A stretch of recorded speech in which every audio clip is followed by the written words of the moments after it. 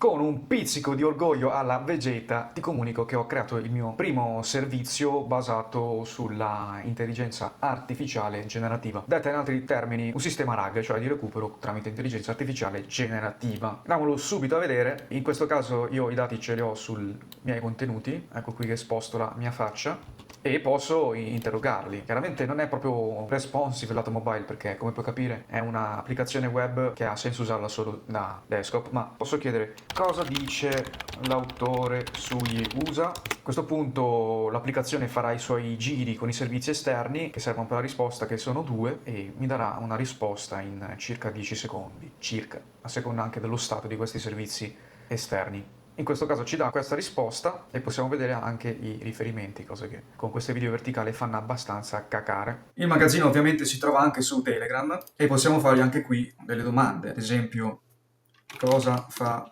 Stati Calmo, perché sceglierlo,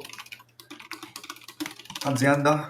Ti faccio notare questa chicca di qualità dell'attesa, perché ho visto bot là fuori che rispondono, ma non si vede che stanno facendo qualcosa nelle retrovie. E come vedi abbiamo la nostra risposta e ha cancellato ovviamente quel sto pensando di prima. Questo piccolo occhio all'esperienza utente che possiamo definire anomala per un semplice statistico come me. Ora, questo bot ovviamente è collegato alla mia base di dati sul magazzino. Nel caso della tua azienda o della tua attività possiamo collegarla anche alla tua. C'è una documentazione che puoi trovare andando sul sito del magazzino e andando poi su GitHub, che è una base di codice, andando in basso nella parte dell'ECI, dove c'è tutta la documentazione.